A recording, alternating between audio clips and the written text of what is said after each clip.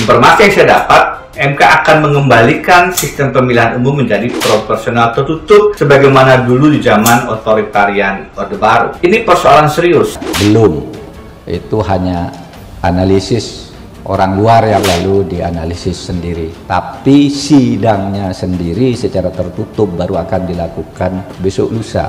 Nah, bagaimana mungkin bocor atau apa kalau itu saja belum dibahas? Pernyataan ini pada tingkat tertentu juga mengundang banyak persoalan. Salah satunya, apakah dengan mudahnya informasi di lingkungan Mahkamah Konstitusi itu diketahui oleh publik? Meski MK belum mengeluarkan putusan soal sistem pemilu, mantan Wamenkumham Denny Indrayana menyebutkan ada informasi sistem pemilu nantinya akan menggunakan sistem proporsional tertutup. Sebaiknya beliau mempertanggungjawabkan siapa sumber yang disebutkan yang telah menciptakan suatu spekulasi politik yang tidak perlu.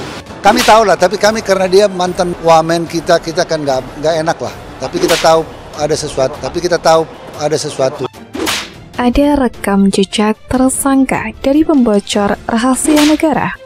Kasus dugaan korupsi payment gateway atau pembayaran pembuatan paspor secara online bermula atas laporan Andi Samsul Bahri pada 10 Februari 2015. Denny dilaporkan dengan tuduhan korupsi dalam program payment gateway itu. Ini ada yang salah nih. Kalau nggak ada kedugaan salah kan nggak mungkin tersangka gimana? Penyelidik menemukan ada kerugian negara sebesar 32 miliar rupiah. Selain itu, penyidik juga menduga ada pungutan tidak sah sebesar 605 juta rupiah dari sistem tersebut. Terbalik, negara menerima uang dari program ini 32,4 miliar. Silakan, nanti Pak Denny yang akan membuktikan itu, tapi tentunya kami juga tidak asal-asalan melakukan penindakan ini. Kami berdasarkan dari hasil audit BPK tentang kerugian negara jadi Wamenkumham. Ini ada masalah yang cukup serius juga. Nah, ini menarik ini. Mantan Wamenkumham Denny Indrayana mengaku sengaja melempar rumor Mahkamah Konstitusi atau MK bakal memutuskan sistem pemilu proporsional tertutup. Apakah ini sudah diskenariokan sejak dari awal? Saya tadi memastikan ke MK, apa betul itu sudah diputuskan? Belum. Itu hanya analisis orang luar yang mungkin melihat sikap-sikap para hakim MK lalu dianalisis sendiri. Kalau kesimpulan diberikan minggu ini, maka harusnya logikanya paling cepat minggu depan itu putusan baru bisa dibacakan. Masih ada ruang seharusnya bagi MK untuk menimbang ulang. Jika memang ingin merubah sistem pemilu, sebaiknya tidak dilakukan. Kita harus menunggu, dan bagi kita sebagai penyelenggara tidak perlu risau dengan sistem apapun. Itu nanti yang risau kira-kira antar partai politik, antar calon. Lebih baik mari kita menunggu keputusan dari Mahkamah Konstitusi. PD Perjuangan selalu siap, baik pemilu legislatif dengan daftar terbuka maupun tertutup yang diputuskan oleh Mahkamah Konstitusi.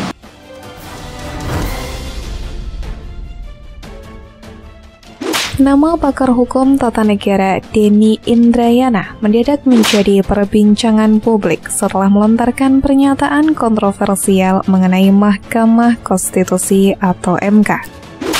Ia mengungkapkan kalau MK akan mengembalikan sistem pemilu di Indonesia menjadi sistem proporsional tertutup pada salah satu putusannya.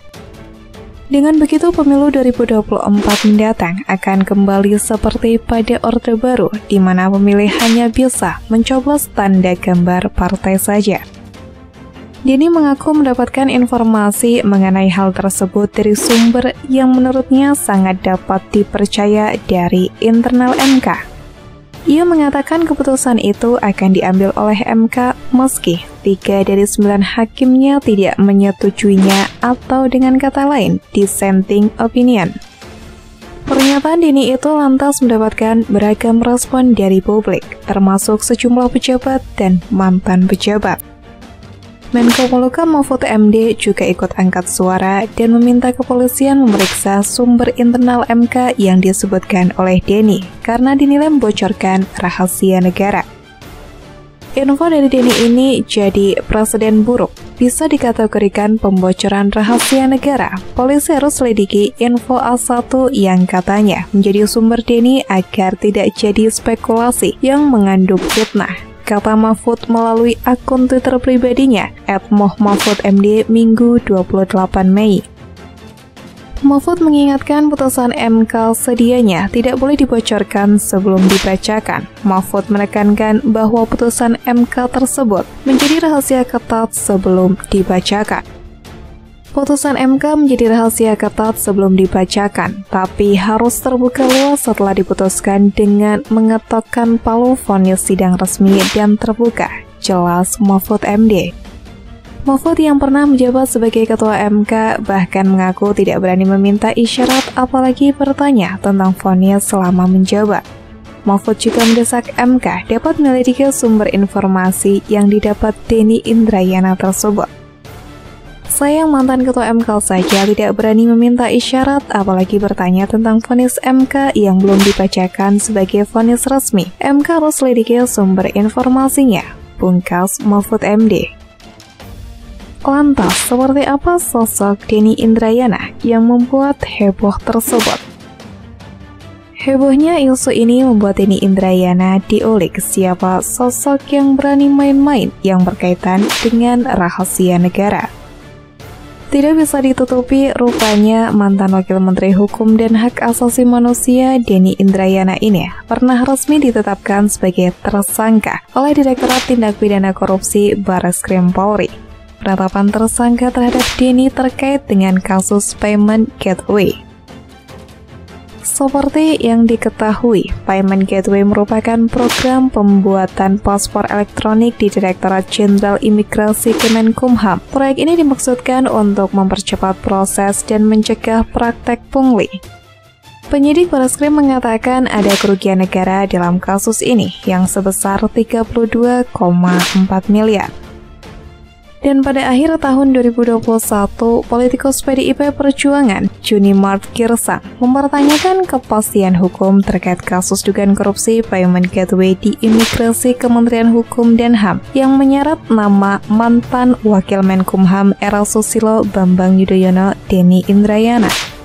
PDIP menduga kasus ini mengendap atau terhenti di tengah jalan. Kasus PG atau payment gateway yang super menghebohkan ketika itu ternyata mengendap. Juga penyidikan di bagian tipikor Polri. Para penggiat anti korupsi pun sepertinya tidak responsif mengkritisi sebagaimana dugaan kasus-kasus korupsi yang ada selama ini, kata Junimart Girsang dalam keterangannya 2 November 2021. Untuk diketahui, mantan Wamenkumham Denny Indrayana pernah ditetapkan menjadi tersangka atas kasus dugaan korupsi PG atau payment gateway di Imigrasi Kemenkumham. Selain payment gateway, Denny juga menghadapi 4 kasus lainnya. Ada 5 kasus selain payment gateway yang sekarang lagi diselidiki masih kasus payment gateway, kata Kabareskrim Polri saat itu, Komjen Budi Waseso dilansir dari Antara pada Selasa. Dari 5 kasus tersebut tidak semuanya merupakan kasus korupsi, namun Budi tidak merinci kasus apa saja yang dihadapi oleh Denny Indrayana. Tidak semua tindak pidana korupsi, ada yang pidana umum juga, ada yang terkait korupsi, kalau tidak salah 3 kasus, ujarnya. Kadif Humas Polri saat itu Irjen Anton Carlian mengatakan hasil audit Badan Pemeriksaan Keuangan atau BPK menunjukkan ada indikasi kerugian negara sebesar 32 miliar dari dugaan korupsi itu. Selain itu didapati pula ada pungutan liar senilai 605 juta. Penyelidikan Polri pun bermula dari laporan BPK pada Desember 2014. Kemudian pada 10 Februari 2015, Barreskrim Polri menerima laporan Andi Syamsul Bahri atas dugaan keterlibatan Denny Indrayana dalam kasus korupsi ketika masih menjabat sebagai Wamenkumham. Saat ini, Denny Indrayana pun kembali membuat heboh. Mantan Wakil Menteri Hukum dan HAM yang kini berprofesi sebagai advokat Denny Indrayana mengaku mendapatkan informasi mengenai putusan Mahkamah Konstitusi perihal sistem pemilu legislatif yang akan kembali ke sistem proporsional tertutup atau coblos partai. Denny Indrayana menyebut putusan itu diambil setelah adanya dissenting opinion atau perbedaan pendapat dalam menjatuhkan putusan antara hakim MK, di mana jumlah perbandingannya yakni 6 hakim berbanding 3 hakim. Perihal dari mana informasi yang dirinya dapat, Denny tidak membeberkan identitas sosok tersebut. Yang terpenting menurutnya, informasi yang ia terima adalah kredibel.